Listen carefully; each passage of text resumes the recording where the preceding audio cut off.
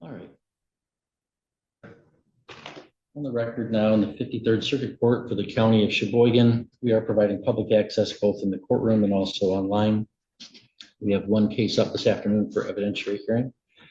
It's People versus Michael Lefebvre. There's two docket numbers, 24-6895FH and 25-6992FH. Counsel, you want to state your appearances beginning with People? Melissa Goodish, Sheboygan County Prosecutor. Good afternoon, may it please the Honorable Court. Kareem Johnson, on behalf of Mr. Lefebvre, who seeks to my immediate right. Okay, good afternoon. We're here for a docket call in both files, but primarily, we have defendant has filed a motion to suppress evidence during a stop and search, and also statements that were made, and that's in the 6895 file. Any opening argument you wish? I did review your motion, and the prosecutors recently filed response. Any opening argument you wish to make about any of those motions, Mr. Johnson? No, Your Honor. Ms. Goodrich? No, Your Honor. Okay, and the motion having been filed, it's the people's burden to establish that it was lawful. Your first witness, Ms. Goodrich? I'd like to call Officer Janet Meyerson, please. Officer Meyerson, you want to come on up to the witness stand? As you arrive, please remain standing and raise your right hand. You solemnly swear that the testimony you're about to give in this matter will be the truth, the whole truth, and nothing but the truth, so help you God? I do. Thank you, sir. Can you start by stating your name for the record, please? Officer Janet Meyerson. And- Last name is spelled Meyerson, And where are you employed? with the Tuscarora Township Police Department. And what is your position there? I'm a police officer. And how many total years have you served in law enforcement? Total, it'll be 20 at the end of October. Have you also received additional training as a drug recognition expert? I have. And what is that training? I went through the training to become a drug recognition expert. That was February of 2022. I also am now a DRE, or drug recognition expert instructor, and that was May of 2024. And in Tuscarora Township Police Department, do you have an issued body cam? I do. And what is the general policy rules around that? It's per the officer's discretion. And were you on duty on July 7th of 2024? I'm sorry, I didn't hear the question. What's that? I'm sorry, I didn't hear the question. Were you on duty on July 7th? No, about the body cam. Oh, what's the Tuscarora Township policy with regard to the body cam? Okay. I'm sorry, go ahead. Were you on duty on July 7th of 2024? I was. Okay. And were you involved in a stop involving Michael Lefebvre? I assisted in that. And so that was your role to assist in that stop? Yes. And when you arrived on scene, what did you observe? When my partner and I arrived on scene, I went to the passenger side of the vehicle. Deputy Kolatsky and the defendant were just inside, standing outside the door, the driver's door. A male was crouched down behind the car, and there was a small female child crying, and she came running up to me with her hands up, saying that she wanted to come with me. Okay. And prior to arriving on scene, what was your understanding of what type of scene you're arriving to? The initial call that we heard over the radio is that Deputy Kolatsky was responding to a crash on M68 in his jurisdiction. And so then you said that a child was holding out her arms to you. What happened next? Yes, she was crying. She was wet. She, as I stated, said she wanted to go with me. The man that was behind the vehicle was Deputy Kolatsky's ride-along, and we proceeded to put the young female in the back of my SWAT to try to get her out. And after securing her in your squad car with the heat on, what did you do next? I joined Deputy Kolatsky, who was talking to the defendant just outside the open driver's door, and I stood there with them. Okay. At any point, did Deputy Kolatsky step away from the defendant? Yes, he stepped away. He went to his squad, I believe I asked for an article of clothing or a blanket for the small female. The defendant did provide that to me, and I handed it off to my partner, and Deputy Kolotsky was right along for the little girl. And after you handed off the blanket, did you interact with the defendant at all? I asked him about, I believe, his driving the girl. He was, concerned and looking to ensure, I'm assuming, for her safety and stuff. And we talked about her being in the back of the car. And as you're interacting with the defendant, is there anything noticeable as a police officer that you're observing about the defendant? Yes, his pupils were constricted. He had droopy eyelids. He spoke in a mumbled and slurred manner. And after speaking with the defendant, did Deputy Kolotsky return to the both of you? He did. He came right back and began engaging the defendant. And while he was engaged with the defendant, what were you doing? If you could take us through that. Just observing. They were standing there. I believe they recalled their conversation or went over their conversation. Don't recall the specifics of that. Deputy Kolotsky advised the defendant to stay there, and myself and Deputy Kolotsky went to the front of his squad, and I deactivated my camera.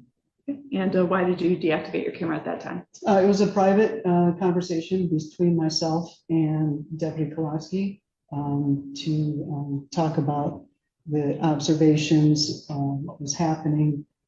I'd be guessing at the specifics. I would more than likely say that we're here because he wasn't answering his radio and had major concern for Deputy Kolotsky's safety.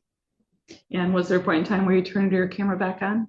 Yes, we talked for approximately 2 minutes, I'm guessing, somewhere in there. And when we went back to the defendant, I reactivated my Bodycam.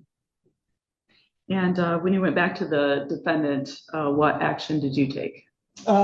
Deputy Kolotsky was talking to the defendant. I believe that's when he asked him to perform standard field sobriety tests. We went to the back of the vehicle and they began that.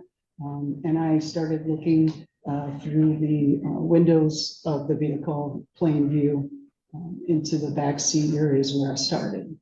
Okay. And after looking through the vehicle, did you go over to where the sobriety tests were taking place? Yes, they were still standing right behind the defendant's trunk.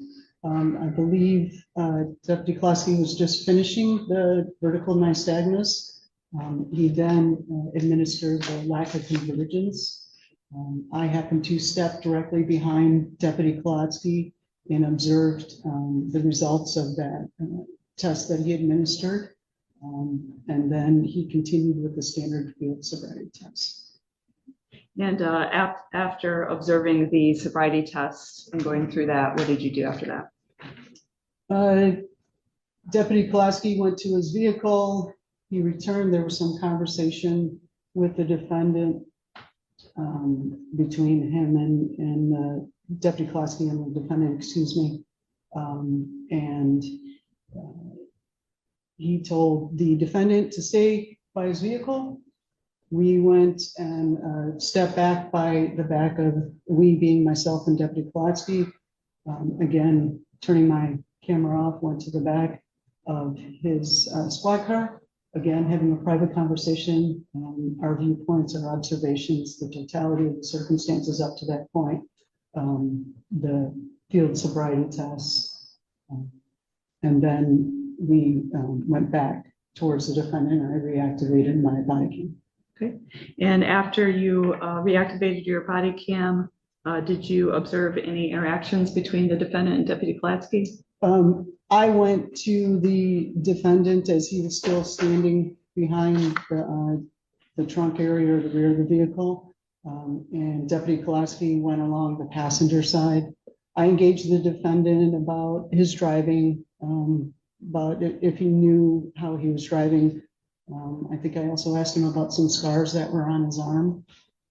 At some point, I don't know how he got, like, I didn't see Deputy Pulaski, but at some point Deputy Pulaski was in the open driver door area, standing outside the car there, and asked the defendant to come over. Okay. And when he asked the defendant to come over, what were you able to observe the defendant doing? The defendant walked to that same open area. They had a conversation about something being in the vehicle. The defendant reached down in the driver area and handed a small plastic baggie to Deputy Pulaski.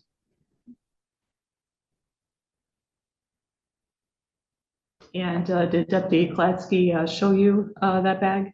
Yes, at that point, we all moved away. He instructed the defendant to come away from the open driver's door area. And he being the defendant, stood by the trunk area again, and we went directly to the front of the squad. He showed me that baggie, and I observed white residue in that small plastic baggie. And did the two of you have a discussion, then you and Deputy Klatsky, after that? Yes, I turned my body cam off. Prior to that, the defendant and Deputy Pulaski had a conversation about that bag. Don't recall the specifics, but basically asking him being the defendant, what was in it, and the defendant said he didn't know. I then turned off my body cam. We talked again about the totality, our experiences, what each of us viewpoints, our observations, what the defendant would be saying and what he's said, what he's not said, how he's answered. And then at that point, Deputy Pulaski searched the vehicle. I had turned down my body cam at a point where Deputy Pulaski found a bottle of methadone underneath the driver's seat. I was told by Deputy Pulaski it was near the bag that he found. And he approached the defendant, who was standing with my partner in front of Deputy Pulaski's squad. And he questioned him about the methadone. Okay. And after Deputy Klatsky, was he the only one that searched the vehicle then? Did you do any of those searching? I assisted. I did see back before the baggie was found, when he was doing the field sobriety test with the defendant, in the rear seat in plain view, next to the child's seat, I could see a small white bottle. I couldn't read the label, but it wasn't a pop bottle. It wasn't like a juice bottle. After he found he being the Deputy Pulaski, after he found the methadone bottle underneath the driver's seat, it was the same bottle that was on the rear seat. It was a methadone bottle. Now, during the sobriety test, was there an opportunity for you to speak with the defendant about his employment, what he did for a living? I believe I asked him what he does for a living. He said he does some type of work with his friend. Further clarified, it was like construction type work.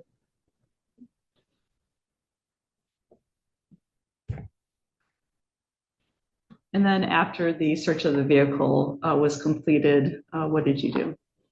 I turned my body cam off again, discussed with Deputy Pulaski, again, the totality of the circumstances, and my expertise and my training, along with his expertise and his training, turned the body cam back on, and Deputy Pulaski ultimately placed the defendant under arrest for operating under the influence of drugs. Okay. And did you have the opportunity to observe Deputy Klatsky giving Miranda rights to the defendant? Yes, and I was right there when he did that, and it's on my body cam. Thank you. No further questions. Cross-exam? And you were wearing a body camera that day, correct? Pardon me, sir? You were wearing a body camera that day? Yes, sir. You saw your body camera, would you recognize it? If I saw my body camera, Yep. I'd have to look at the serial number. We all have the same ones, and it's identified by my name. You know, may I present a brief portion of the body camera so the witness can identify. Okay, I think that you asked her, would she recognize the camera? She's talking about the physical piece of equipment. The So camera maybe footage. re-ask the question. The body cam, Footage, yeah, the yeah. footage, yes. It has my name, my first initial and my last name on it. Yes. Okay, so you want to play this? Any objection, Ms. Goodrich? No objection.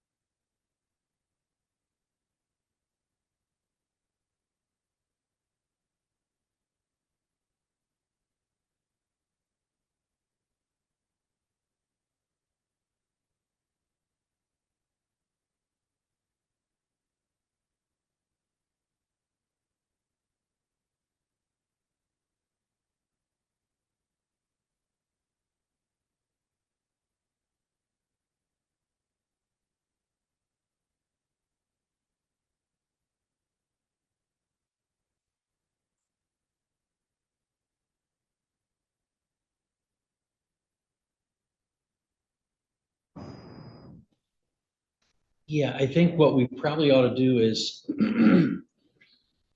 what's that? Yeah, we use letters for defense, would be defense A, but do you have a medium to mark? Yep, I can mark it. Yeah, and after the hearing, you can do this, but I think, so that we secure a record for any necessary review, what I like to do is either have a flash drive or a CD-ROM or something with the files on it. It doesn't have to be a separate one for each file, and we can label the physical medium with all the A, B, C, D, whatever. Yes, sir, yeah. So Defense Exhibit A will be the initial, the body cam of the initial approach of Officer Meyerson to the defendant, the interaction at that vehicle. Any objection to that admission? No objection. Okay, so Exhibit A is admitted. So Officer Meyerson, is it fair to say you did not observe Mr. LaFave commit any traffic violation? Absolutely not. You did not observe any specific articulable facts prior to you pulling up to lead you to believe that Mr. LaFave was engaged in criminal activity? I had no contact with Mr. LaFave prior to what we just watched. And you had contact with Mr. LaFave before the events on July 6, 2024? I do not ever recall ever meeting Mr. LaFave. So you don't know how he normally talks, walks, or stands. Is that fair to say? Normally, Yeah. as in compared to that day, is that, You don't know, you couldn't recognize his voice prior to that day. You don't know what dialect. I could he not talks with. recognize his voice prior to that day. Now, when you pulled up, Mr. LaFave was out of the car at what, I don't know if you up here is referred to as the A pillar of the vehicle. Just standing right outside the driver's door, the open door area. And there was a deputy standing in front of him. Deputy Kolaski was right off to the side by the rear door area. I don't want you to comment on Deputy Kolaski's training, but have you been trained to have defendants or motorists stand like that at the A pillar to prevent them from running? Specifically running, no, but I know in defensive tactics back in Illinois in my early training, we did do that. Have not had that training here since I've been in Michigan. When you walked up to Mr. LaFave, was he free to leave? That was up to Deputy Kolaski. When we saw you get out of the camera, there was an individual in what appeared to be a tannish Carhartt t-shirt with Mr. LaFave's daughter. Who was that individual? That was the ride-along that I had mentioned through my testimony with the prosecutor, Deputy Kolaski's ride-along. And then Mr. LaFave's daughter is taken and placed in the back of your police car. Yes, Did Mr. LaFave give you permission to put his daughter in the back of the police car? I did not know it was daughter, and he did not give me permission, and he did not say no. Do you agree with me that one's daughter being placed in the back of a police car may cause them to become excited and extra nervous at a traffic stop? I could see that, absolutely. Because you didn't ask if Mr. LaFave had heat in his car, correct? She was standing outside the car, so You don't know how she got outside the car. I have no idea how she got outside the car. As a matter of fact, Mr. LaFave did give a blanket or towel to give to his daughter. Yes, she had one draped over her. I think it was a sweatshirt. And then the one that I asked if he had another one, he did hand it to me, yes. Now, is it fair to say in the video we saw, Mr. LaFave was not Mirandized? During that part of the comes, absolutely not. In that video, absolutely not. And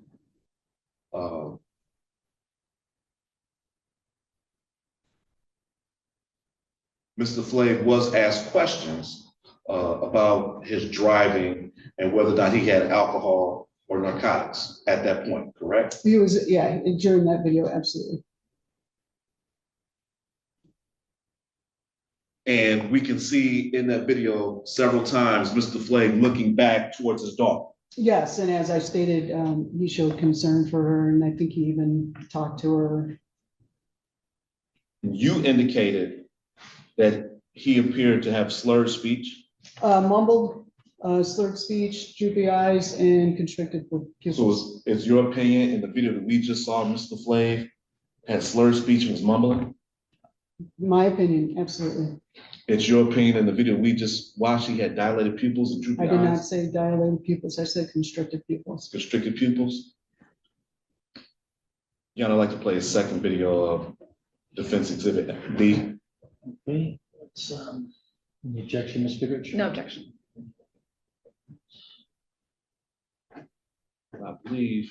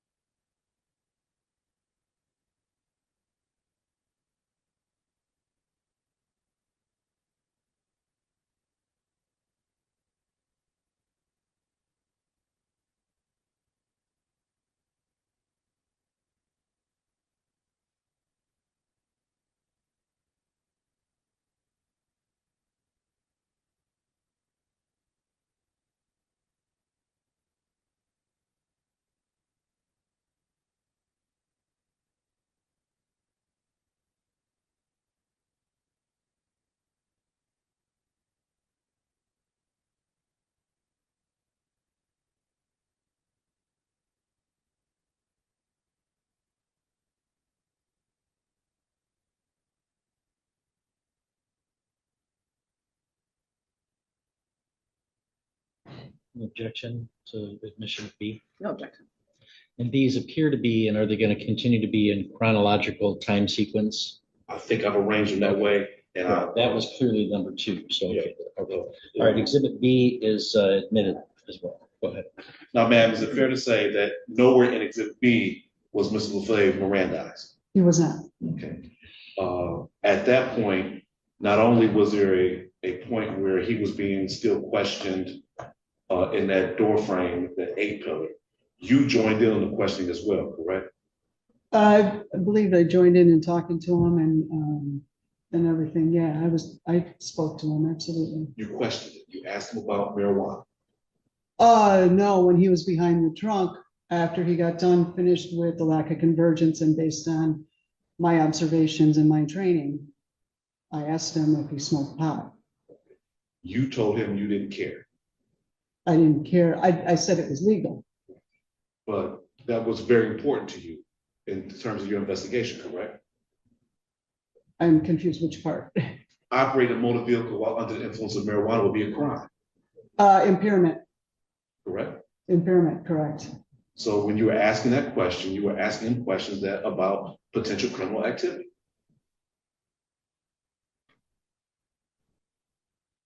I was asking him questions, absolutely, based on the investigation that we were doing and my observations. That were about criminal activity, Based on my observations, that's what I was asking him. and you had not Mirandized him at that. I did not Mirandize him, no. And at this point, we have now been at this gas station for at least 18 minutes. I don't, I'll take your word for it. I don't know how long. With exhibit A is approximately 6 minutes. And exhibit B is exactly 12 minutes and 36 seconds, Okay, about 18 minutes, correct? if you're saying that that's what it is, I take your word for it. And just so we're clear, when Mr. LaFleur is doing the horizontal gaze nostalgia test and those things, he's not supposed to be facing flashing lights, correct? The horizontal gaze nystagmus test? Yeah. In some conditions, it happens. You primarily not to. You're trained to not do it that way. To turn away, but sometimes you can't help it based on your situation and where you're standing. And the convergence test, he's not supposed to be facing flashing lights while he's doing that either, correct? The convergence test has to do with him following the stimulus, and his one eye did, and his one eye didn't, and he had lack of convergence. But he's not supposed to be facing flashing lights. Again, ideal conditions, he does not have to, but it will not affect. His eyes moved, the two circles that Deputy Kolotsky ensures that both eyes are moving and that they can follow the eye, and they both followed it. So when it went in a rotation, the eyes rotated with it. When Deputy Kolotsky came in, he could not converge. It's not my question. When you're trained on doing the test, suppose that a subject face away from the flashing lights. And there are times where you cannot get away from that there's less than ideal situations. Ma'am, do you understand my question? And she's repeatedly said, yes, that is what the training is. Well, I didn't hear her say yes, Your Honor. I heard her Yeah, give an she said explanation. yes, Okay. but real life's not perfect is what I understand her to be saying. Yes, the training is to do that, reality on the ground is not always ideal, and so that's not always done. In that video we saw, there was nothing preventing Mr. LaFleur from being turned in another direction away from those flashing lights. Nobody asked him to turn away from the. And there was nothing preventing him from turning away. Correct? I thought I answered your, I don't understand what you're saying. Nobody stopped him from turning and nobody asked him from turning? I don't understand if I'm not answering it. You're not.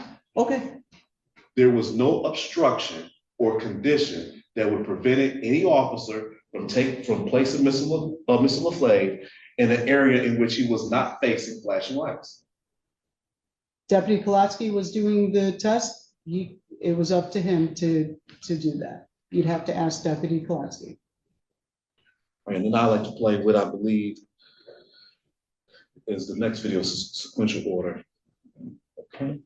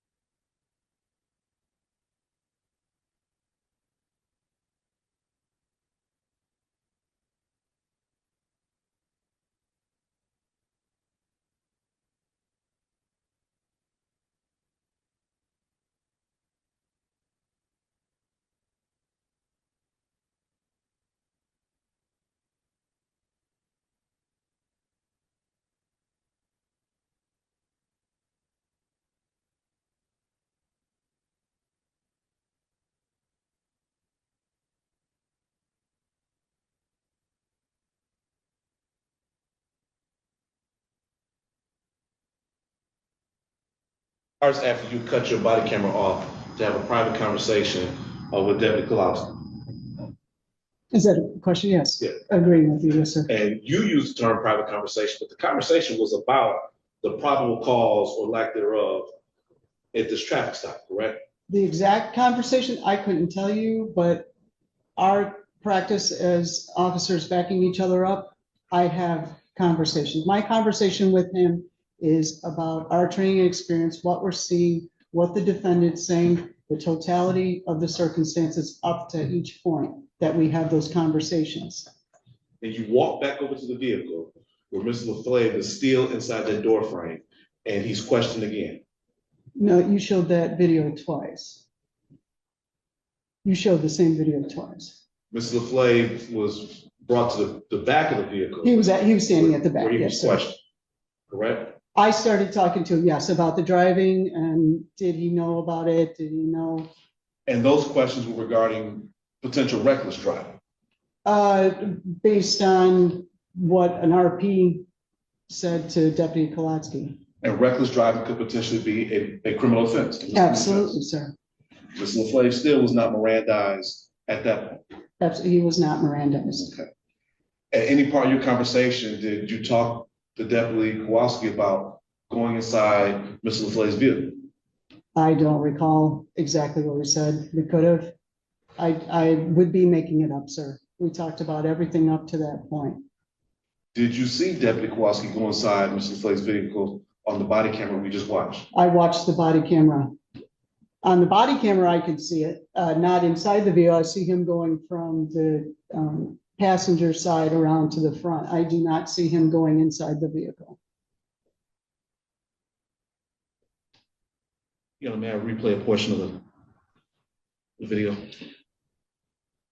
Well, I mean, I'm not sure that's necessary. I'm not sure where you're going. I mean, you're going to ask her about what she saw. I mean, we all saw it. So, I mean, I'm not sure what her testimony would add to that. Okay, that's fine.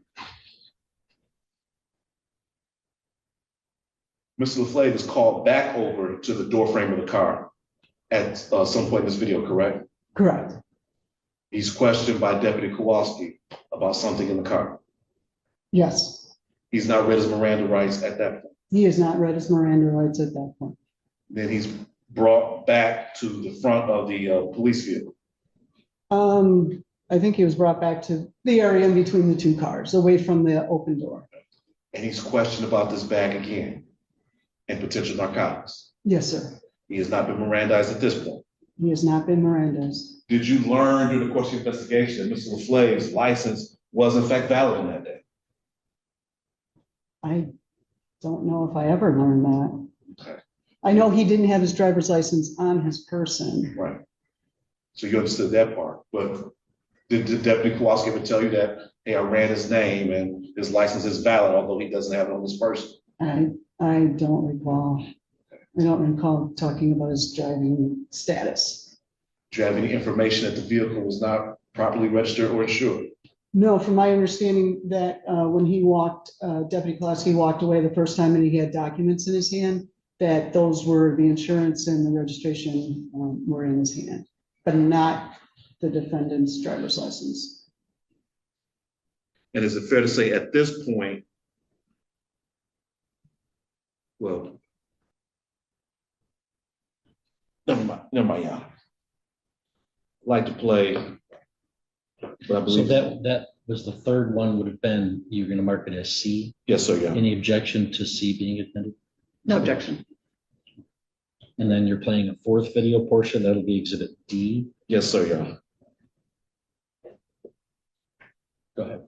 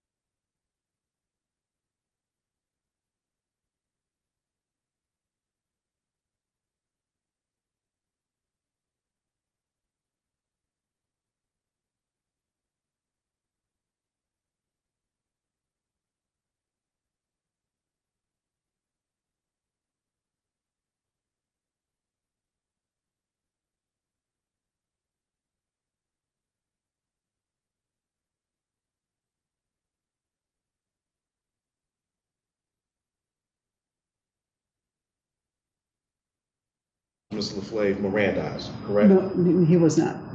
And now there was a third law enforcement individual who was now present on the scene, correct?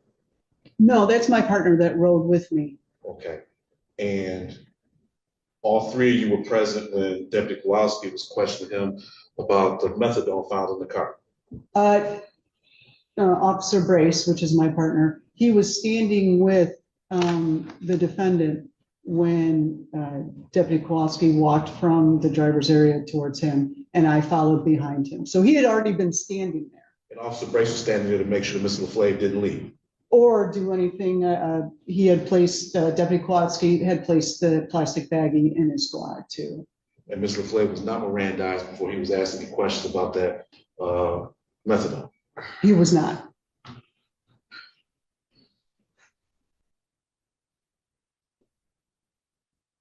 And I'd like to play, which will now be E.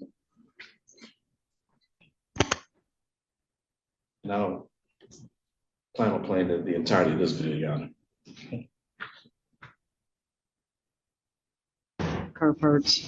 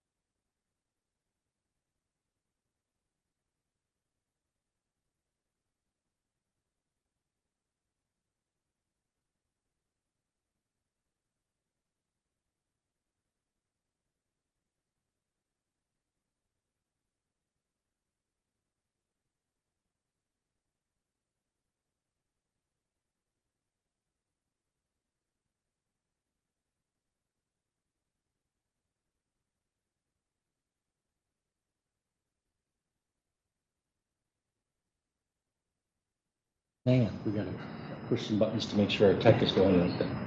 It's fair to say in the 17 minutes of the video we watched, Mr. LaFleur was not Mirandized. He was not Mirandized. After this, he was arrested and taken to the police station. By Deputy Pulaski. Was he Mirandized at the police station? He was Mirandized after he was placed in handcuffs by Deputy Pulaski's squad.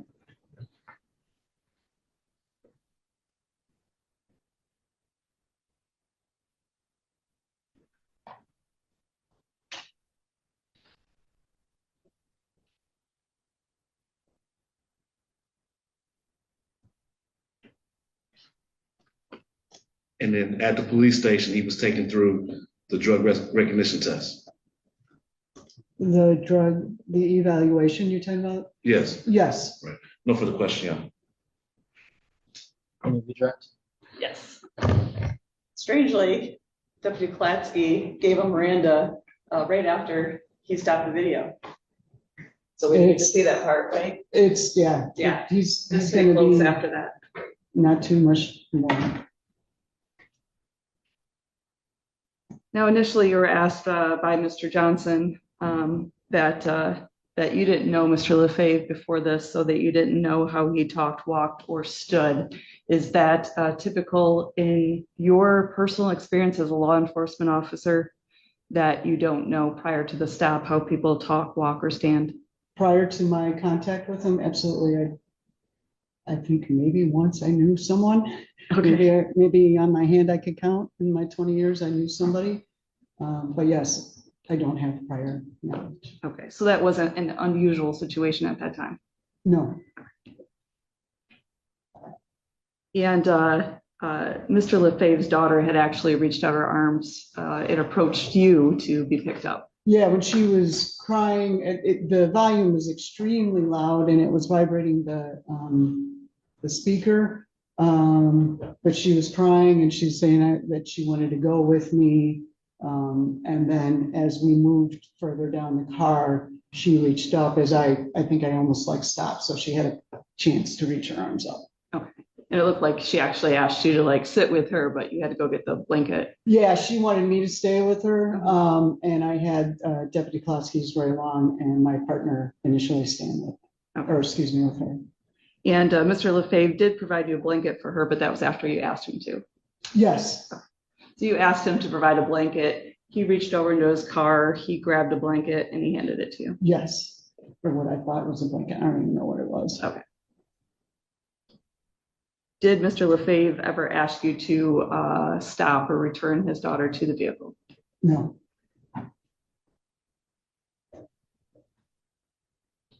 And why was it that you had asked Mr. LaFave during the sobrieties whether he had smoked pot or not at that time during the sobriety test? It was right after the lack of convergence test. And as I was saying to defense counsel, based on my observations and how the defendant performed on that test. Okay. And there was some questioning about what is the ideal perfect situation when giving sobrieties about patrol lights being on or off. You have to protect yourself, obviously, and protect those around you. In an ideal world, you shut them off all the time. The standard field sobriety test manual states that they know that there's not ideal conditions and all the time, but that those three tests, the horizontal gaze, no steadiness, the walk and turn, and the one leg stand, are tests that people are asked to perform that show signs and symptoms, or can show signs and symptoms of impairment if someone's under the influence of alcohol and or drugs. So in your training and even the DRE training, do they tell you to stop doing sobrieties if you don't have the perfect ideal circumstances? No. So are the sobrieties still can guide you even under less than ideal circumstances? Yes.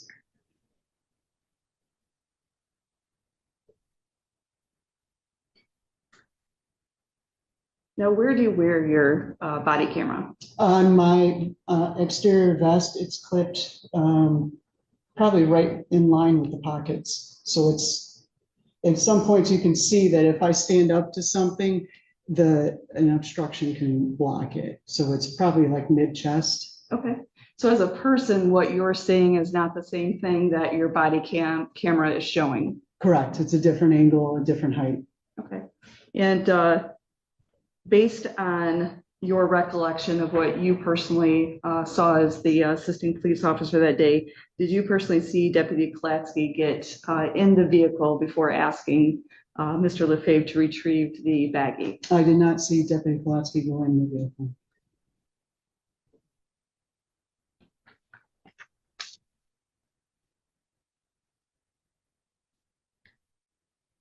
Now, towards the end of the video, during the search of Mr. Lefebvre's vehicle, we hear conversations with you and Deputy Klatsky back and forth about the stop and the evidence that you've accumulated and things like that. Was that typical of the conversations that were taking place off camera? Yes, and as I stated, they were segmented with each section that we saw up to that moment, obviously, and ensuring that as officers that there's no bias and no narrow perspective as in regards to the defendant, that we're doing our best ability on that investigation. And lastly, could you describe where everybody was standing at the time that Deputy Klatsky gave Miranda to the defendant? I believe we were in the front area of Deputy Klatsky's squad. Officer Brace was off to, if you're Deputy Klatsky, Officer Brace was just to his right. The defendant was just in front of him. And I was kind of like facing both of them, just in front of the defendant and Deputy Klatsky. Okay, so everybody's still standing outside the patrol vehicle. Outside of the patrol vehicle. And after Deputy Klatsky gave the defendant his Miranda, did he consent to talk further with Deputy Klatsky? I believe he freely talked. They had walked to the side. Deputy Klatsky was getting ready to put him in the back of his squad. I believe there was some conversation. I don't know exactly, but SANE came up, our drug unit, and possibly doing the drug evaluation, the DRE evaluation, and that he would talk to him later about that. Okay. Thank you. Any other questions? Can you recross on those points? You were asked on redirect about some time in which Deputy Kowalski gave Mr. Lefebvre Miranda rights, correct? Correct. That was after the almost 40 minutes that we witnessed of him being questioned about various things, correct? He was everything that we saw. There was no Miranda. He was placed under arrest and then subsequently given his Miranda. No further question, John. Right. Thank you, Officer Myers. Thank you, sir. Ms. Kittredge. Your Honor, could Officer Myerson be released from subpoena and allowed to stay in the courtroom? Any objection? No objection, Your Honor. Yes. My next witness would be Deputy Dale Klatsky. Deputy, you want to come up and stand, please? As you arrive, raise your right hand for me. You solemnly swear that the testimony you're about to give in this matter will be the truth, the whole truth, and nothing but the truth, so help God? I do. Okay, you can be seated. Can you state your name for the record, please? Deputy Dale Klatsky. And before you have your report, but you have it turned over in case you need to refresh your memory. Yes. And where are you employed? Sheboygan County Sheriff's Office. And what is your position there? Road Patrol Deputy. And how many years total have you served in law enforcement? 4.5. And on July 7th of 2024, did you respond to a complaint involving Michael Lefebvre? Yes. And what was the nature of the complaint? I was waved down by a motorist who was concerned about his driving. And what was your understanding of the concern? That he was all over the road, out of his lane, and almost crashed multiple times. Were you later able to identify the reporting party? Yes. And did you subsequently do an interview with that reporting party at a later time? Phone interview, yes. Now, after that reporting party gave you those details, what did you do next? on scene when I first got the initial. Yes. I had one lane of traffic shut down. The reporting party stopped in the flow lane. So we were at a complete stop, and Mr. LaFlave's vehicle was behind the reporting party. So I went up to the window. As he was flagging me down, I talked to him. He told me about the bad driving and his concern. We let him go from the scene to get traffic flowing again. I walked back to Mr. LaFlave's vehicle, made contact, and then that's when I noticed a little girl in the back in the car seat that wasn't buckled, and I started cueing in on Mr. LaFlave's red flags as far as possible intoxication. Okay, and what were those red flags specifically? He was fumbling through. I asked for his information. He's in the lane at this point, and then once I see this stuff, I tell him to, once I see the little girl not in the car seat, I tell him to move to the right shoulder for further investigation. So we're out of the lane at this point. And then I ask him for his driver's license, and we start inquiring about the little girl and his driving. He had droopy eyelids, dry mouth, constricted pupils, talking slow, and to me appeared nervous. He wasn't able to produce a driver's license. And after all those observations that you made and him unable to produce a driver's license and the child not restrained in the back, what did you ask him to do? Yeah, my concerns as I made contact with him were growing, so I instructed him into a parking lot off the right shoulder of the road where traffic was only allowed to go in one lane at that point. So I tried to put him in a safer spot with myself and him and the child in the parking lot. And so it wasn't until you got to the parking lot, I believe it was of a party store. Stumpy's gas station in Afton, Michigan. Okay. So once you're in that parking lot, that's when Officer Meyerson arrived and then the body camera was turned on. Correct. Now, once the defendant was pulled over into the party store and you approached the vehicle again, what were the things that you were asking? Just trying to elaborate on the initial contact, the flags and the things that I was seeing with his person, him bumbling around, he couldn't produce a driver's license, why the child wasn't buckled up, why he was driving like that.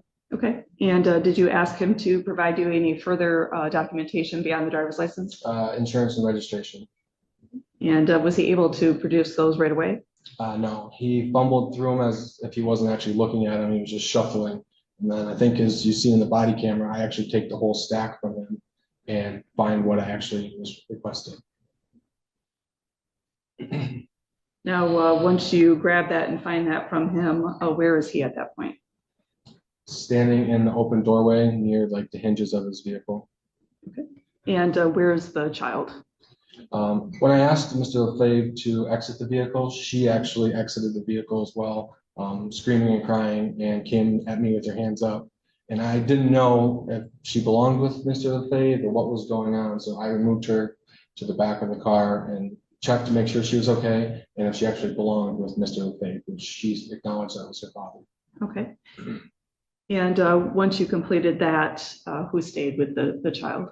I had a ride along at the time who was going through the process to be a Calhoun County Sheriff's deputy. His name is Hunter Weeks. And he stayed with the child? Yes.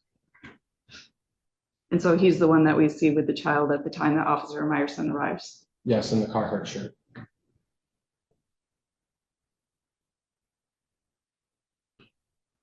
So once you have the stack of paperwork that he gave you, where do you go? I return to my patrol vehicle to run lien checks. And did he have valid insurance and registration? Yes, I believe as well as a valid driver's license. And did that assist you then in identifying him? Yes, he had verbally told me who he was before that, but with his name, date of birth, and everything, we were able to run him and get his actual information. And then at some point in time, did you begin sobriety tests? Yes. And did you ask him if he would cooperate with those? Yes. And why at that time did you ask him to do sobriety tests? Based on the things that I was seeing with him fumbling through documentation, his droopy eyelids, slow speech, dry mouth, all signs of possible intoxication. Okay. And we all watched the body camera. There was sometimes that we could watch the sobriety test because they were on the body camera, but sometimes Officer Meyerson was looking at the vehicle. Could you just take us through the sobriety test and your personal observations? Yes, the first one we did was the HGN and BGN, which was done with, I believe, the flashing lights, my front deck's still on. And then at some point, Officer Meyerson had shut my front deck off. Then I was going to do the walk and turn, and Officer Meyerson asked me to do LOC at that time, which I did. And then I did one leg stand after that, and then modified robbery after that. Okay, and how did you feel? What was your assessment of his performance of the sobriety test? That he did not perform well on them.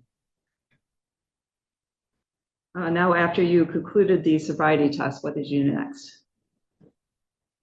After the sobriety test, I believe I talked with Officer Meyerson about what we'd seen, what we were both seeing. She's been on the road a long time, and being a DRE, I just wanted to get both of our perspectives and make sure we were seeing the exact same things. Now, there's a point in time that we see you go over to the defendant's vehicle while he is in front of your patrol vehicle. Did you enter his vehicle through the driver's side door?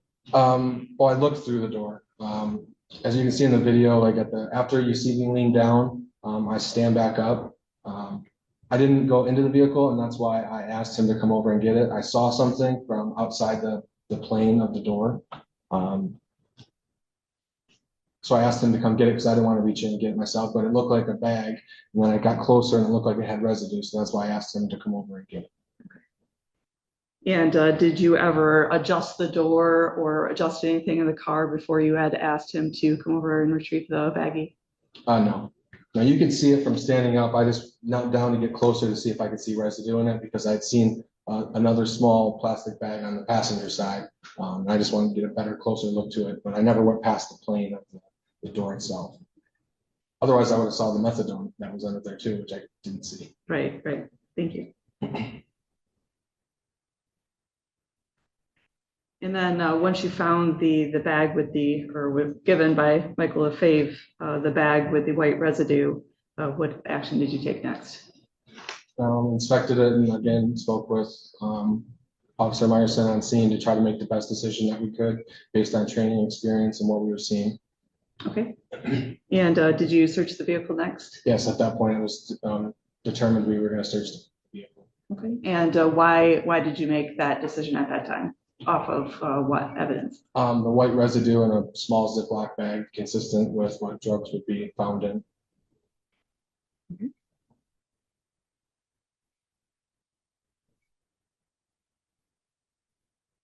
And at what point in time did you first give Michael Lefebvre his Miranda rights?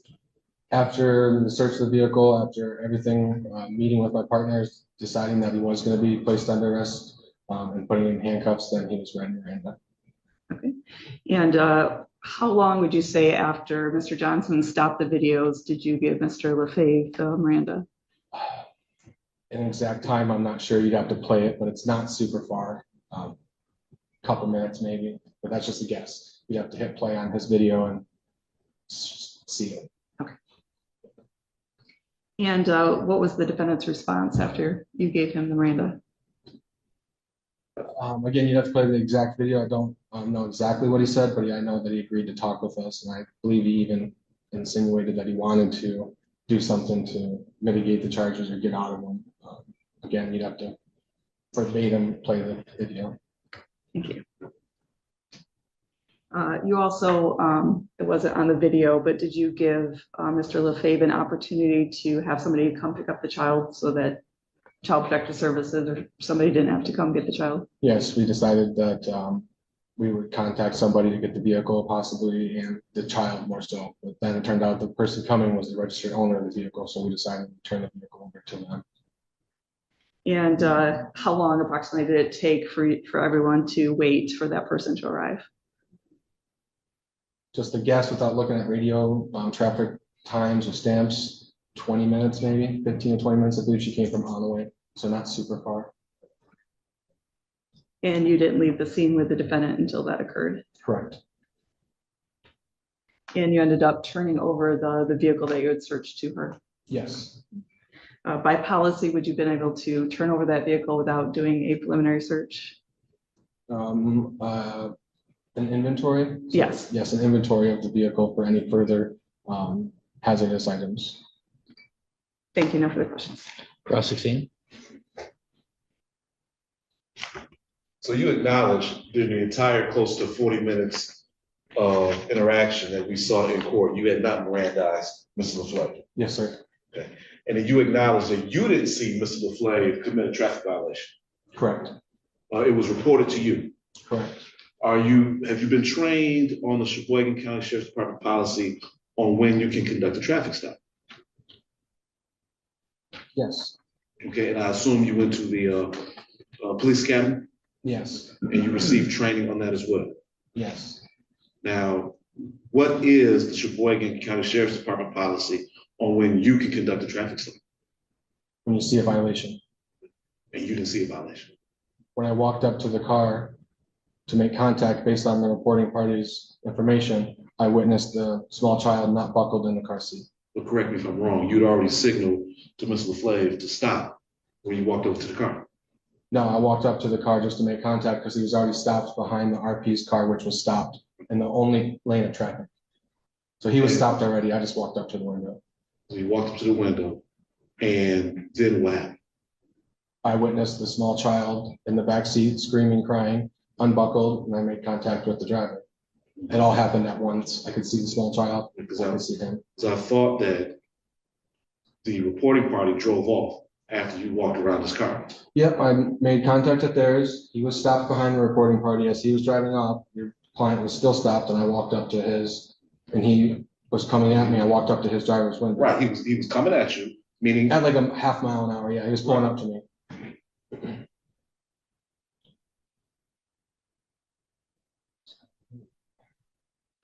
so Mr. LaFleur is driving his vehicle after the reporting party pulls off. And you are walking towards the vehicle that Mr. LaFleur is driving. Yeah, I believe he rolled up maybe like a tire or two. And you're not wearing body camera, you don't have a dashboard camera at this point, correct? Correct. And so it's your testimony that Mr. LaFleur just stopped his vehicle on his own. You didn't give him any signal to stop to talk to him. Me walking up to the window was what he saw me coming up to the window. Okay. And so your intent on walking up to the window was to stop him and talk to him. At that point, based on what the reporting party had just told me, yes. Okay. And that was before you noticed that the child was not in the child seat properly. Yes, when I left the reporting party's window, yes. Okay. And then you instructed him to go to this gas station. First, I instructed him to the right side of the road when I saw the child not in the car seat. Got more information, then to the gas station.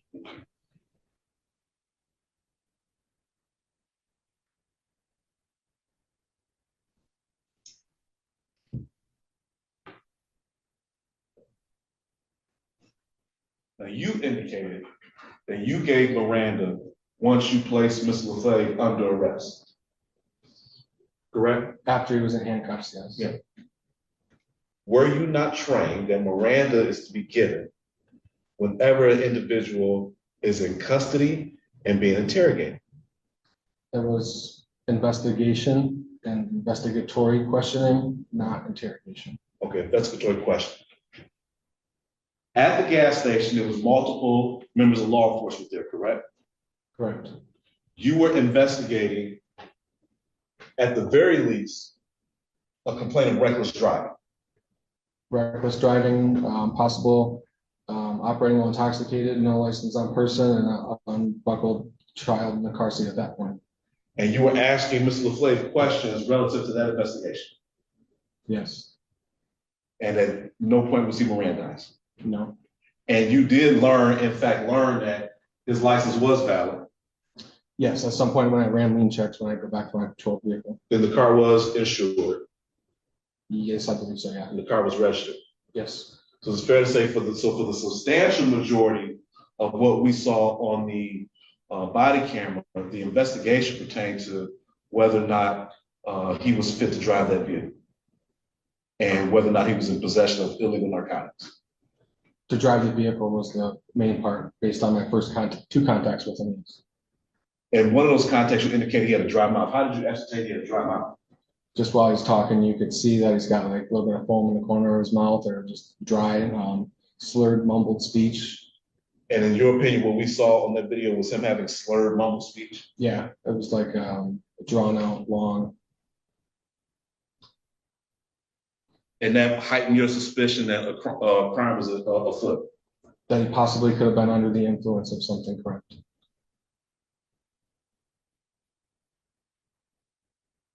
And during this entire investigatory stop, or this entire detention, Mr. LaFleur was not free to leave, correct? I would say not until the conclusion of the investigation was over. And the investigation concluded with him being arrested. At that point, that's why he was read Miranda rights. But before then, he was not free to leave. Until the investigation was concluded, correct? And so it is your opinion as a law enforcement officer that an individual is only entitled to Miranda warnings if he has been arrested, if he or she's been arrested. Well, in the investigation portion of it, if there's a crime afoot and we're investigating that crime, I believe he would have been detained at that point. So maybe that was my question. So based on your training and experience, well, let me ask you this. Have you ever given somebody Miranda warnings prior to you arresting them? Yes, in like a police station setting with a closed door or something, certain situations, yes. Okay. Outside of police station, have you ever done it? Depending on the situation, it can be done, yes. Okay, but you didn't see fit to do it in this situation. No, sir. Okay. No further questions, yeah. Can you redirect? No redirect, yeah. Okay, thank you, Deputy Secretary. Ms. Fitch? Your Honor, I believe that we've showed that the stop was. I mean, do you have any further witnesses? Oh, sorry. No further witnesses. Any defense proofs today, Mr. Johnson? Nothing other than the No video witnesses. evidence. Okay, no witnesses.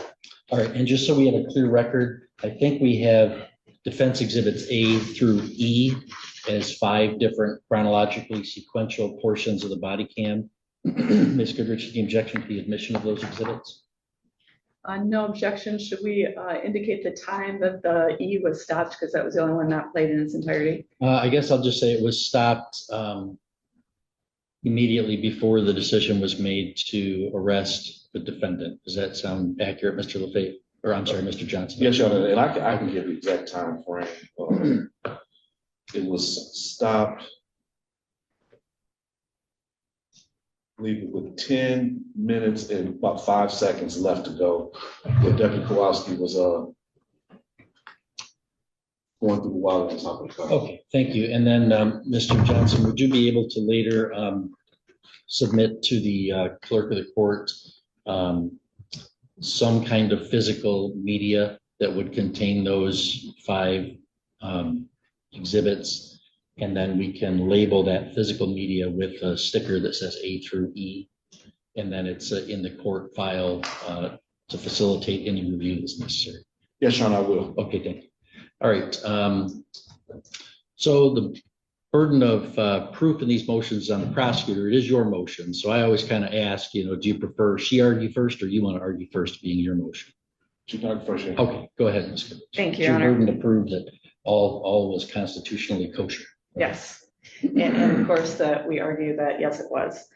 The case that was cited by the defense in saying that it wasn't was People versus Pagano. This case is very distinguishable from that case. In that case, there was an anonymous caller who called into 911 who was never identified at the motion to suppress hearing. And the caller's tip was not sufficiently corroborated because the officer then located the car that the 911 caller said that the person appeared drunk because the person had been yelling at a child and appeared to be intoxicated. The police officer caught up to that moving vehicle still on the road, did not observe any traffic violations, and based on just that the complaint was, hey, it was basically yelling at a child in a parking lot, that wasn't sufficient enough to corroborate in a drunk driving investigation. Here we have a person who was identified by the police officer. The reporting party had personally observed the bad, as Mr. Johnson called it, reckless driving, and reported that. The anonymous tip can take place and create an investigation when it is sufficiently corroborated to justify a Terry stop. And that was upheld in Florida versus JL 529 US 266, decided in 2000. Also, the Navarrete versus California US Supreme Court case 572 US 393, decided in 2014, said that you have to look at the totality of the circumstances to give rise to a reasonable and articulable suspicion of criminal activity. Here, the Navarrete court said that it was contingent upon that the reporting party said that the other vehicle was about to run her off the road. So another reckless driving tip that resulted in being a valid traffic stop. That court said this is different than someone calling in somebody not wearing their seatbelt or somebody slightly over the speed limit and using that evidence to do a impaired drunk driving stop. Here, initially, after receiving the reckless driving complaint, the officer approached the driver, noticed some signs of impairment that alerted him, gave him some red flags. At the same time, was alerted that there was a 4-year-old child in the back seat who was not properly restrained while he was in the road. The officer then asked the car to pull over at that time after those observations.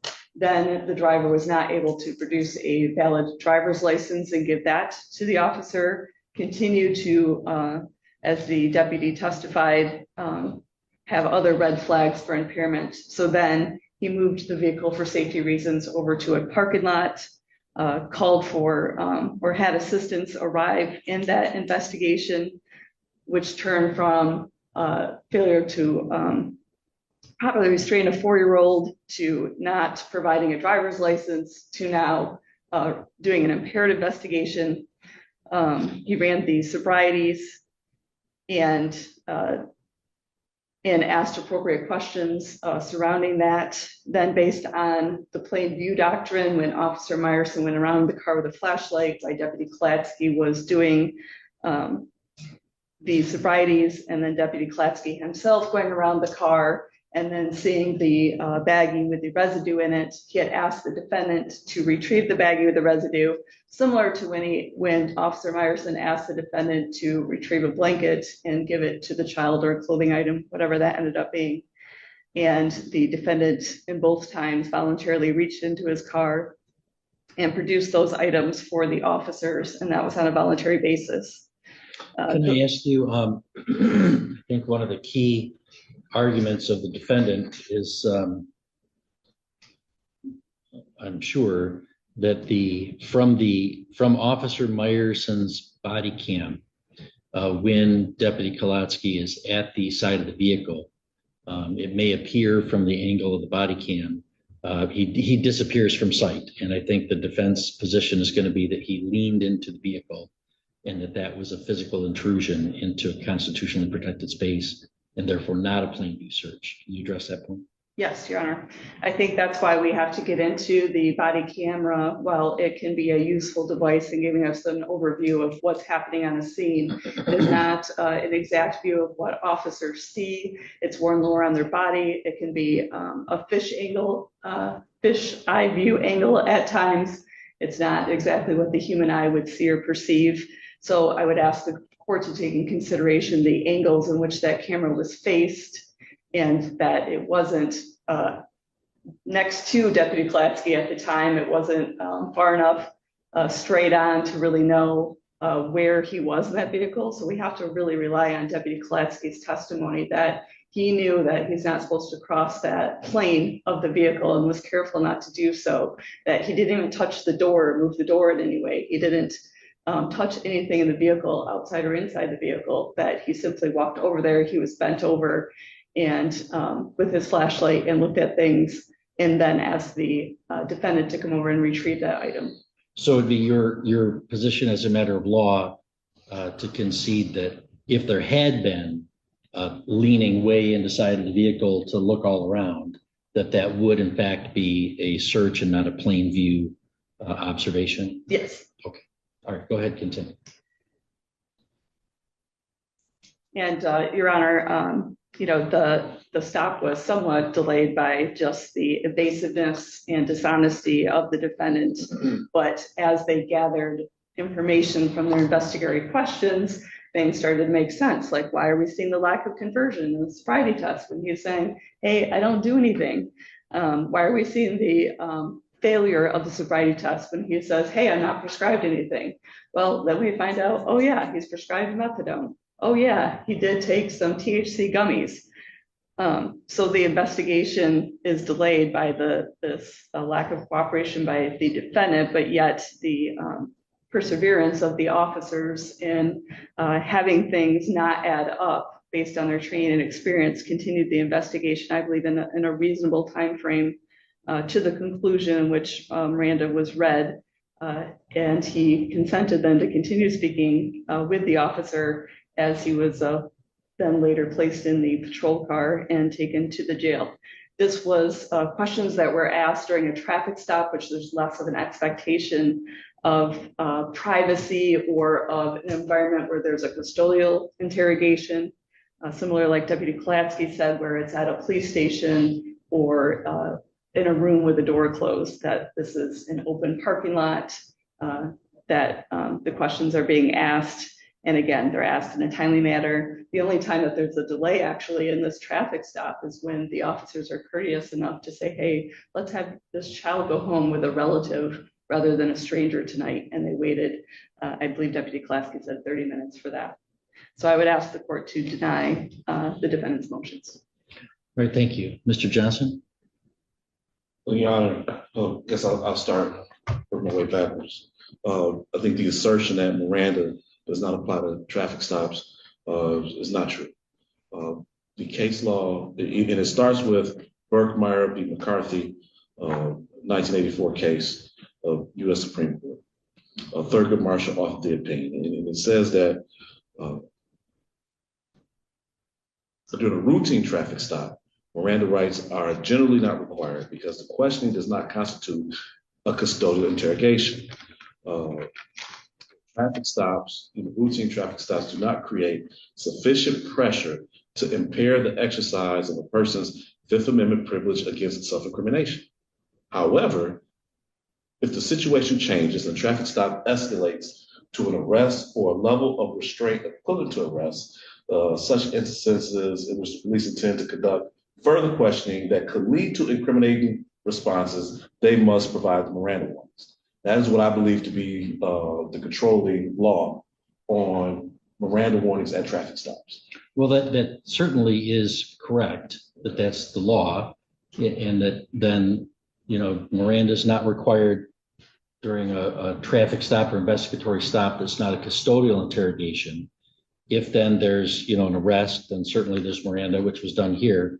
Or if there's some further investigation, like something beyond the scope of that stop, then, that can, if they pull somebody over for speeding and then they start questioning them about a homicide the night before, certainly I think that's some argument.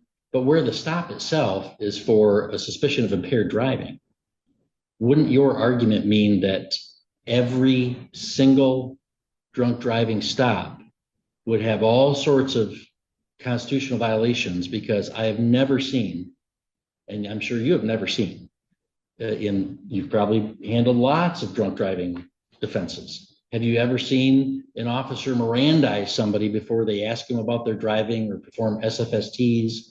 And wouldn't your argument throw all of that out? So, Your Honor, so I guess the answer to that question is yes and no. So first,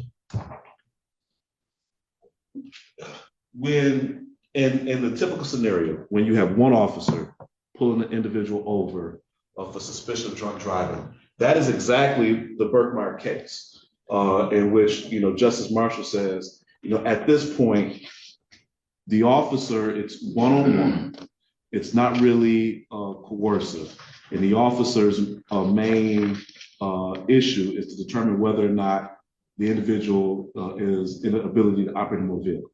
Now, funny in that opinion, Justice Marshall says police would never use a traffic stop as a pretext for a further investigation. So it's funny he says that back when he's on the bench, because we know now that's not true. But in theory, the court would be correct. But what we have happened here is, and I'll start with the actual stop. We have what the deputy acknowledges is a tip to him, and it's not an anonymous tip. I'll concede that point, that there was some sort of improper driving. The deputy acknowledges that per policy, in order for him to make a traffic stop, he has to observe the infraction. Well, that doesn't matter. I mean, even if let's assume that's true, which I'm not entirely convinced that that would be the actual policy of any department. But even assuming that's true, that wouldn't render the stop unconstitutional. The question would be, is a stop supported by reasonable suspicion based on that non-anonymous tip of drunk driving? I mean, the answer seems to be, yeah, that's fine, stop. And my argument is the stop occurs when he walks towards the vehicle. Yeah, I agree. Indicating absolutely. Stop. Absolutely, you were right. Absolutely, you're right on. Okay. But why isn't that supported by reasonable suspicion? Because a motorist says, hey, that car is all over the road, across the center line, and almost caused an accident. Isn't that Navarrete? Because, and the issue would be, the officer does not have enough information at that time from that motorist to judge how credible the accusation is, especially when he doesn't see anything himself. And if the court disagrees with me on that, then, and I understand the court disagrees with me on that, but the issue here is, now when the officer instructs Mr. LaFleur to go to this gas station and they start this investigation, and now we are clearly he's not free to leave. He's now being questioned. He's asked to exit the car. He's got his back up against the A-pillar. And when Officer Myers approaches, Deputy Kowalski is in front of him, cornering him into that pillar. And then Deputy Kowalski comes over to that side. So now he's essentially trapped in this A-pillar, which I don't believe Deputy Myers said that she had been trained to do here. But I think she said back in Illinois, they were trained to do that. And she gave the reasoning for being trained to do that. That is custody. Well, so is pulling somebody over for drunk driving. So, Right. I mean, all the stuff you said is true. Right. I mean, I agree with that all the stuff you're saying. But my question then is, the officers are entitled to protect their own safety. And so they're positioning themselves and doing certain things for officer safety, which is all fine. But if the purpose of what they're asking is to bring that investigatory stop to conclusion, like, is he driving under the influence of controlled substances or alcohol, then isn't that covered by the, it's not a custodial interrogation? No, because now, although the officers have a right to do that, you've now heightened what is a typical traffic stop in which an individual is seated in their car and the officer is outside the car. It has now been heightened when he's instructed to get out of the car, when he's got his back against the A-pillar, and when he's surrounded by officers. It becomes heightened when he's moved from the A-pillar back and he's asked not just questions about driving and what he's had to drink, but now he's being asked questions about narcotics. And now he's being challenged on his answers that he's given about using narcotics. Now he's being for almost 40 minutes being told, this doesn't make sense. Be honest with me. You don't tell me, that these cars doesn't have lights on it. We're trying to get through this. Just be honest. We're trying to work with you. Why wouldn't you tell us that you were on methadone? I don't care if you had marijuana, when clearly that would be an offense. Once he is being challenged for that long on those series of things, that creates a custodial interrogation and should have triggered Miranda. And even in the OWI context, courts have routinely said that those routine things that are being asked, did you have anything to drink? When did you last have something to drink? That Miranda is not required in those questionings. But where you do see those exceptions, where the court has said, no, somebody should have gotten Miranda, is after the field sobriety test, there have been enough cues to give an individual, a law enforcement officer, probable cause to arrest. And the officer is still questioning on those things when clearly at this point, the officer knows this individual is not an individual that I'm going to allow to drive this car away. And the investigation becomes criminal in nature. This investigation,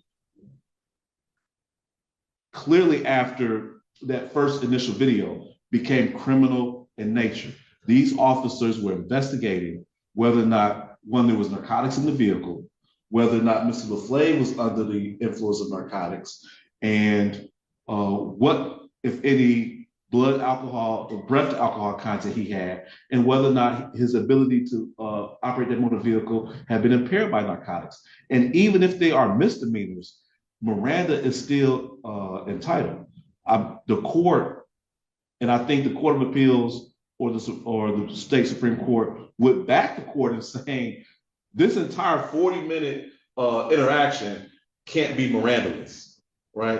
At some point, Miranda was required here. This went way beyond, just a typical traffic stop. How long, in your experience, is an ordinary impaired driving traffic stop? I mean, I've reviewed lots of body cams over the years, lots of dash cams over the years, and lots of reports over the years. And 45 minutes sounds like a normal drunk driving stop to me. What makes this length of time unusual?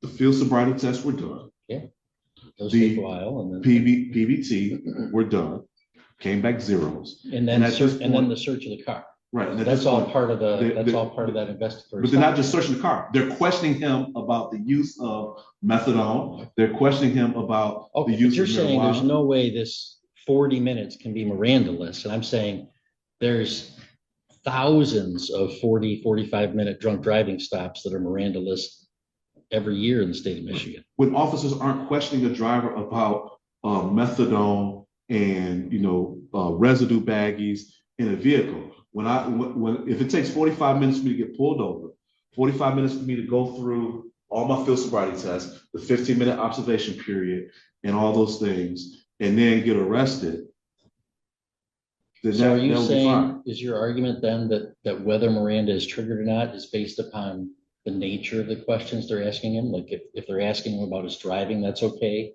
but if they ask him about something else, then it's not. I think the courts of higher jurisdiction have said that's the truth. It's a custodial interrogation.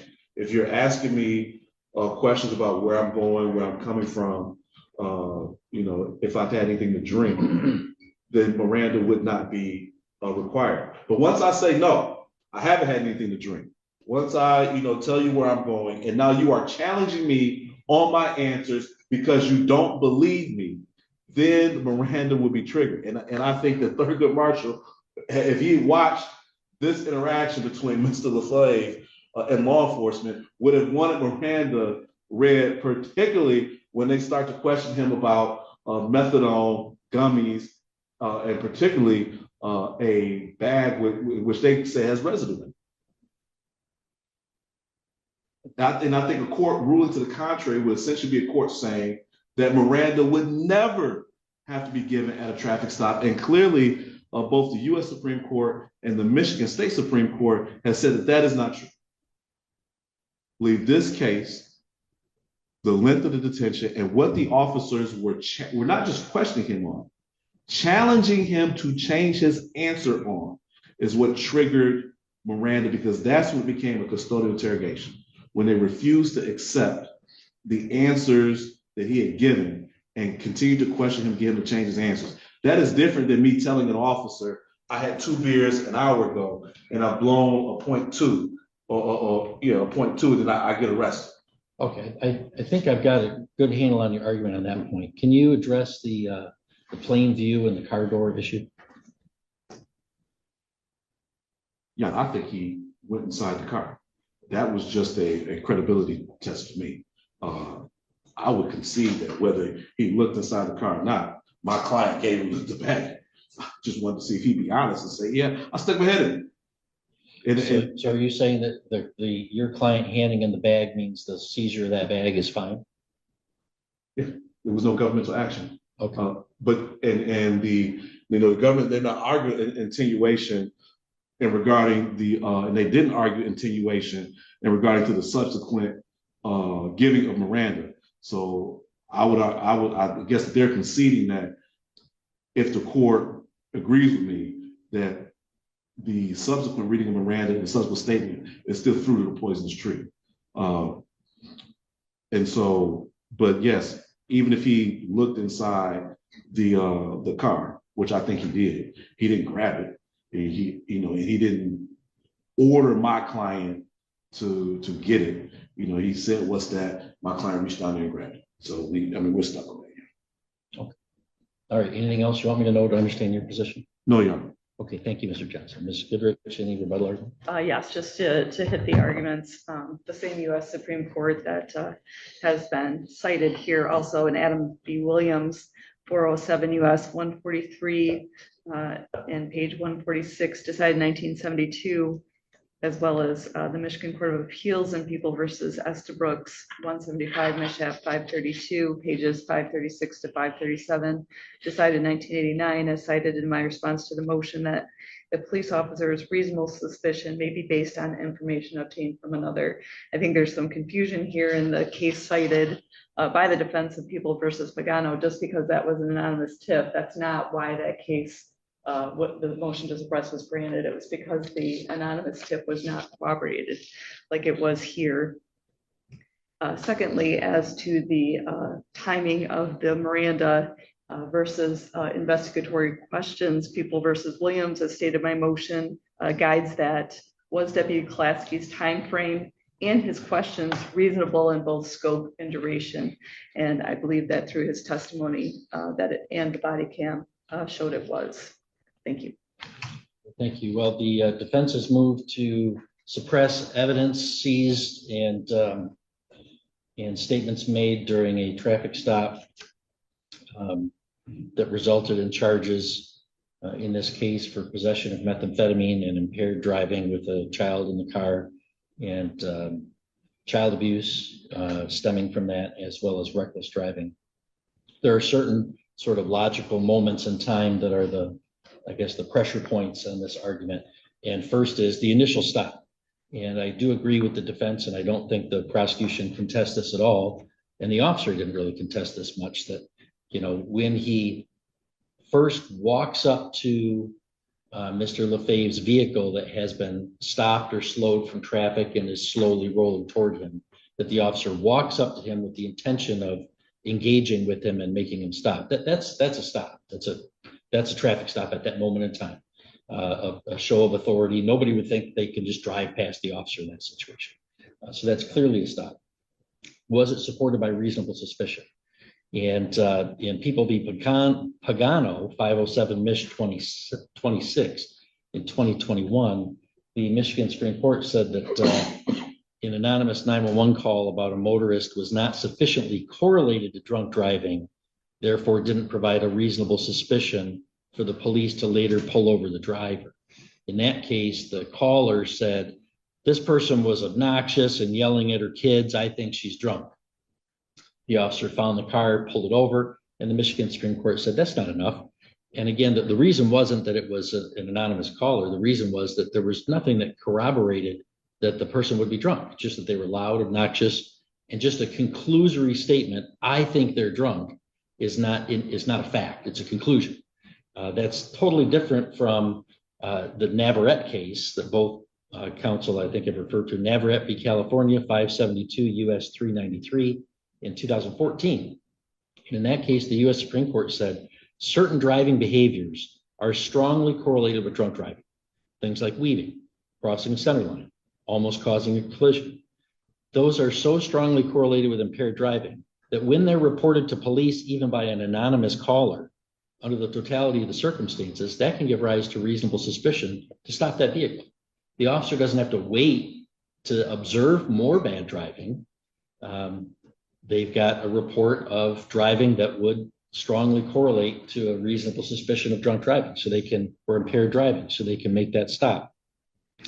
And here, the person that wasn't even an anonymous person, they were able to determine who they were, and they interviewed them, and we've got the person's name, and presumably at trial, they're going to be testifying about what they saw. So certainly, I think the officer had reasonable suspicion when a motorist says in a slowed down traffic situation, hey, the car right behind me was crossing the center line, weaving around, almost causing an accident. I think we want police officers to make contact with that vehicle to find out what happens. When we're looking at this, the touchstone is always reasonableness. So we look at what does society and what does our legal culture expect officers to do? What's reasonable to do? And I think under those circumstances, under Navarrete and also under Pagano, it's unreasonable for the officer to shrug, let the car drive off, and then somebody ends up 6 feet in the ground. It's reasonable and good policing, and what we expect and hope that law enforcement will do, be based on that information, make contact with that driver and see what's up. So he does so. He immediately sees child not properly restrained in the car seat, and he sees, immediate or very shortly, on the interaction, some indications of impairment that are consistent with his training. He testified about several of those. So he directs Mr. Lefebvre off to the side of the road and then to a parking lot so that he can safely conduct an impaired driving investigatory stop. The initial report from the motorist is sufficient reasonable suspicion to justify that initial stop. The officer's continued observations of his own about the impairment justify continuing that investigation on. He and Officer Meyerson testified about their training and experience and their observations of constricted pupils, droopy eyelids, the dried mouth, the nervousness, fumbling through paperwork, the slurred speech. Now, we all watched and heard portions of that interaction on the body cam. I understand defense counsel to kind of be implying that he didn't hear any slurred speech. I did hear some. I mean, it's tough that the audio quality is not fantastic because there's wind and there's other cars going by. And so, as is pretty common with the audio of those recordings, it's not fantastic. But despite that, I did hear to my ear some slight slurring of the speech as well. And officers are trained to watch for those subtle cues about that. Not everybody who's impaired and unable to perform the divided attention tasks of operating a motor vehicle safely, especially with a child in the car, is going to be fall down drunk or slurring their speech so you can't even understand them. These are subtle. These are subtle indicators. That's why they receive training to watch for them. And they observe those things. So they're continuing it on. There's the SFSTs and other non-standardized field sobrieties that are administered. All that is a plain vanilla impaired driving stop. There's not a drop of that struck this court as unusual whatsoever. So the idea that Miranda would have been required during that interaction, I think is not correct. Counsel has correctly stated what the law is, but the application of it is pretty clearly that Miranda is not required during an investigatory traffic stop for what you're doing to bring that investigatory traffic stop to conclusion. The cases that he cited, I would interpret those to mean as like the example I gave. If during this traffic stop, Deputy Kolotsky said, gee, this guy kind of looks similar to a all points bulletin for a guy that did an armed robbery down in Gaylord, and I'm going to start questioning about that armed robbery. I think you could certainly have a situation where very quickly Miranda would be required. But to just do what you're doing in that investigatory traffic stop, for me to hold that Miranda was required at that, I think would upend over 50 years of Miranda application in the state of Michigan, and would make it impossible for officers to conduct impaired driving traffic stops. At some point, they're going to have to Mirandize somebody as they're continuing that stop. When exactly would that point be? Counsel didn't really have any clear answers about when exactly would that be. And he sort of argued that it was required because of the physical positioning of the defendant. I don't think it's the law that just because the officers are attending to officer safety during a traffic stop, that triggers Miranda. I am certainly not going to be the trial court that's going to change 50+ years of Miranda. That'd have to be a judge with a higher pay grade than me. So there's no Miranda that was required in this situation. The issue about the plain view of the and the retrieval of the baggie where there was methamphetamine residue in there, or what turned out to be methamphetamine residue. I think that is what gave the probable cause for the search of the vehicle. So the whole search of the vehicle and some other things that might have had some residue, that all stems from that. And I'll give the defense a little more credit than the defense claims. I'm not entirely sure that the defendant retrieving the bag for the officer would cure a constitutional violation if the officer had leaned into the car and physically intruded into the passenger compartment of that vehicle to see the baggie. If he had done that, even saying, hey, can you get that baggie for me that I just saw? I think that would be a violation and would require suppression likely. But in this case, I don't think the evidence shows. I mean, I think the evidence by preponderance does show that there was no physical intrusion into the vehicle. The body cam video, as I watched it, and I paused and asked counsel to play it again so that I could carefully watch that. And on viewing the body cam footage, it does give the appearance that the officer, you see him standing by the side of the car, and now you don't see him. So your brain immediately goes to, oh, he's leaning into the car. And in fact, I made a note on my notes. Oh, he looks like he's leaning in the car. Then the officer testified and explained that no, what he did was lower himself vertically and kind of kneel down to get a closer look, to have his eyeballs closer to the area. But he did testify unambiguously that he did not lean in and cross the plane of the vehicle. Body cam footage is not, attached to the eyeballs of the officer. It's fixed usually somewhere in the front of their torso. In the many times I've viewed body cam footage, it certainly is helpful evidence. It is sometimes less instructive than people may think. It sometimes gives angles that result in an awkward view of what's happening, and sometimes an incorrect view about what's happening. So here, the body cam footage is not so unambiguous as to overcome the officer's testimony under oath, and for me to conclude that Deputy Kolotsky's coming in here and lying under oath to save his residue case. I think that would be a really remarkable choice for an officer to make, and I don't have any indication that he's done so in this case. So I think it was in plain view, and then it was retrieved by the defendant voluntarily. So to sum up, the initial traffic stop was supported by reasonable suspicion from a non-anonymous tip that was strongly correlated to indications of impaired driving. No Miranda was required during the progression and conclusion of this stop to investigate whether the defendant was impaired by drugs or alcohol, including asking him questions about the drugs in the car, which is related to that stop. And the baggie was in plain view and was retrieved by the defendant voluntarily. So there was no constitutional violation of either the Fourth or the Fifth Amendment in this case. Therefore, both motions from the defense would be denied. All right, and Ms. Goodrich, could you submit an order as the prevailing party? Yes. All right.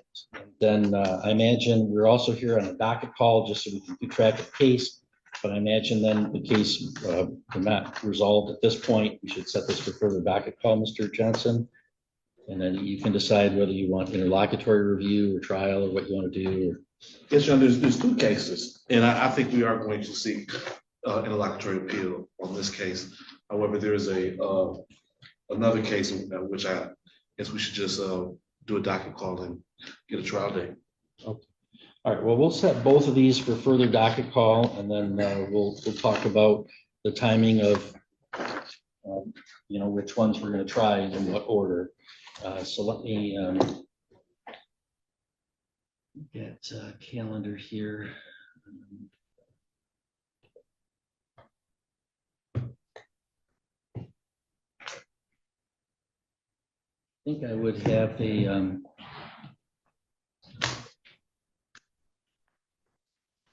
call on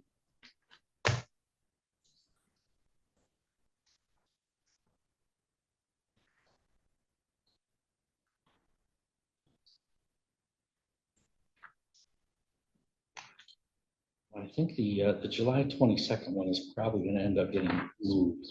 I think August 12th would be the next one that I have to do this. So we can set both of these for further docket call on August 12th. Yeah, yeah. Yes, sir. On August 12th, I have a homicide exam at 8:30. Okay, will that require the full day, you think? Yes, sir. Okay. August 26th. And would allow Zoom appearances for that. Mr. Johnson, does morning or afternoon work better for you for that? I'm here on the afternoon at 2:30. Oh, you are? Okay, we'll just set this at 2:30 then. All right, and Mr. Lefebvre, I think, he's been writted here today. He is serving a sentence, as I understand, in Otsego County for the docket call. You'll be physically here for something else at that time? Yes, I have the Blaine Powell and Elmer Truman sentencing. Gotcha. Would you like us to have Mr. Lefebvre written up from Otsego County so he can be here with you, so you can view anything with him that you may need? Or do you want him to just appear by video? Appear by Zoom is fine, yeah. Okay, all right, so Ms. Goodrich, would you prepare a video writ for that date? Yes. And Mr. Johnson, if you change your mind, you're Mr. Lefebvre and you want him here in person for that docket call, just let the prosecutor's office know and they can submit a writ to him. All right, anything further from the people? No, Your Honor, thank you. Anything further from the defense? No, no. Okay, thank you both. Have a good day.